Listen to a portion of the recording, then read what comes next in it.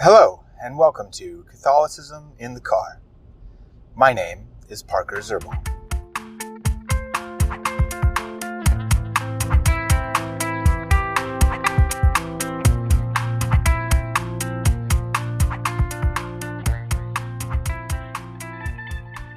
Okay, so I might go on a bit of some ramblings for this one. I want to talk about, we build these massive structures which we call cities, and they are intricately connected and linked up. We can engineer things that people in the past could barely even dream of. I mean, the Romans could, they had plumbing and aqueducts and things of that nature, so I mean, they had a lot of what we had, but they didn't have light bulbs. They didn't have electricity.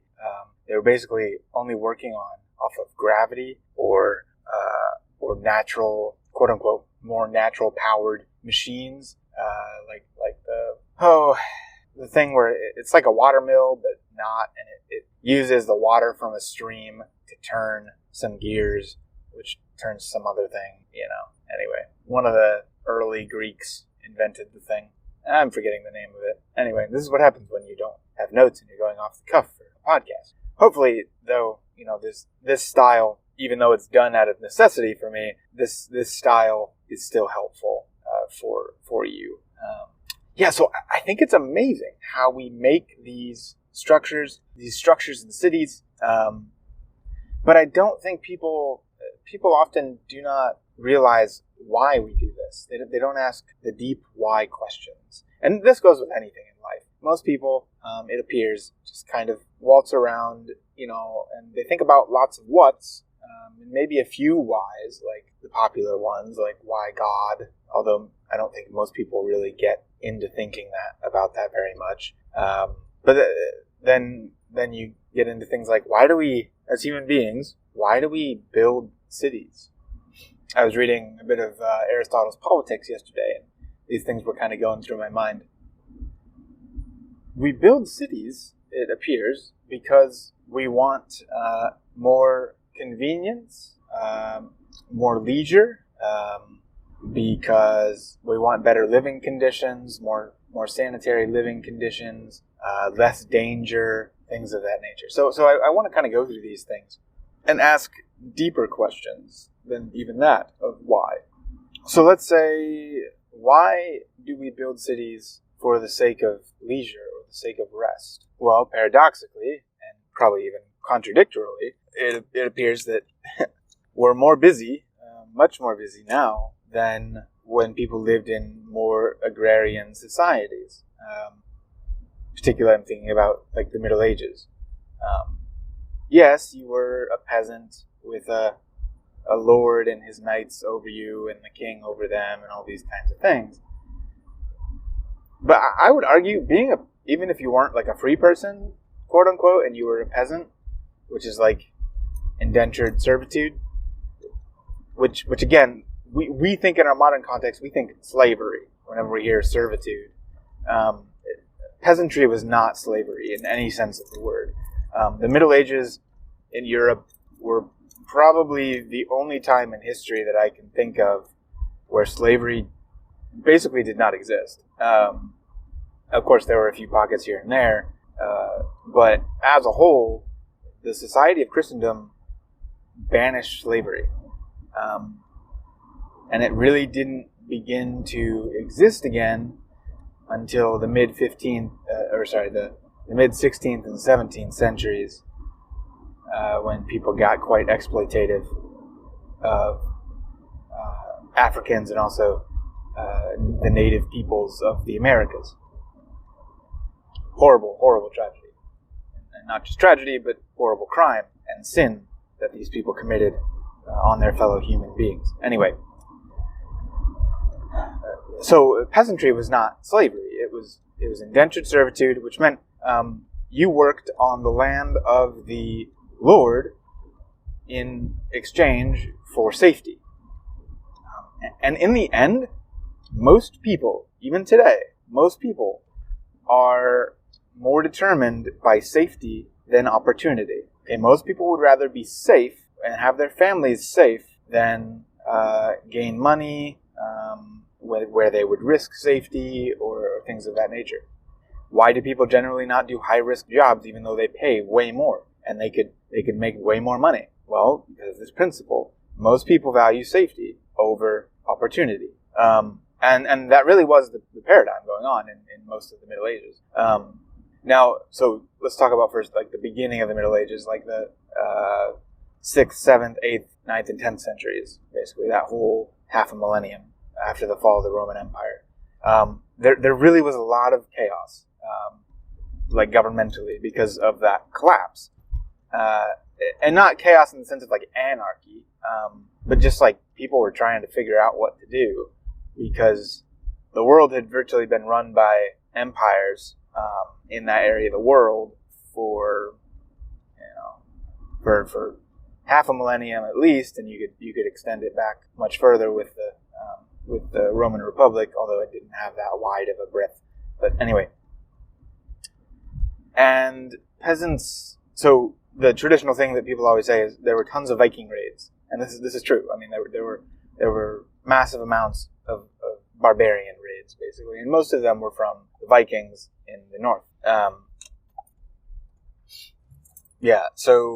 So people were terrified of this. People were terrified of this, and those that had money, those that had means. I mean, so when the Roman Empire collapsed, it's not like I said chaos, but it's not like there was total chaos. There was still structure in society. There were still societal roles that needed to be played. The rich people were still rich. The poor people were still poor.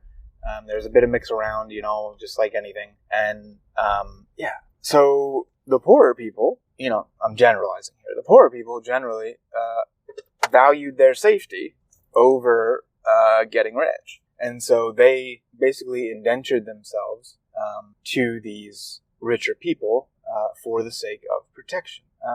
And so you have to take in mind, too, like, they're coming out of the Roman era where, like, legitimate slavery, although it was not racial slavery, but legitimate slavery existed. And it was basically either if you get captured in war, you get into debt, or I think a lot of times it was like immigrants, if they were, and I think that's probably mostly from the debt standpoint.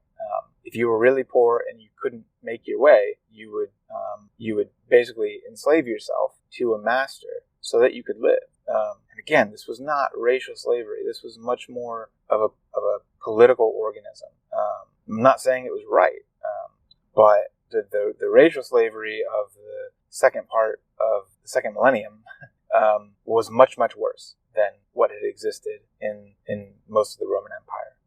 Mainly because it was based upon like racism and seeing other human beings as like ontologically less human. In my understanding, that was not what the Romans thought. They didn't think that these people were less human. They might have had less rights, but in their thought, giving everybody rights, especially because of the lack of education, would mean anarchy. This is why Plato rails against democracy in the Republic.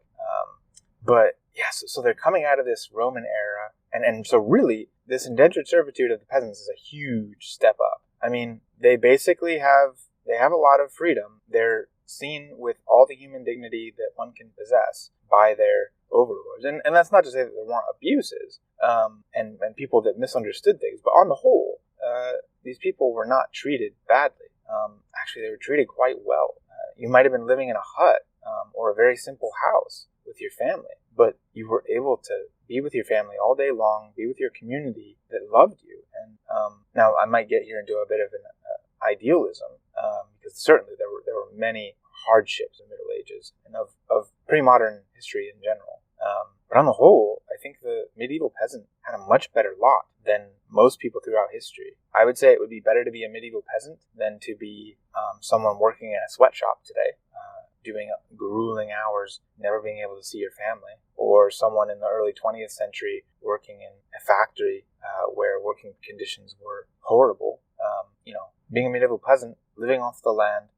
Now, yes, you're much more poor. You're living in a hut, but if you're able to spend time with your family, you're able to. They got so many holidays. Like, okay, think about this. Every feast day of the Catholic Church, every feast day was treated as a Sabbath day, as a Sunday. So they didn't work. So I think I counted it up, at least before the reforms in 1912, there were 50-something feast days. So that if you spread it all out, it's basically a feast day a week, plus Sunday. So there you have your weekend, and then you count winters, where like most people, if you were working doing agrarian type work, you weren't really working in winter.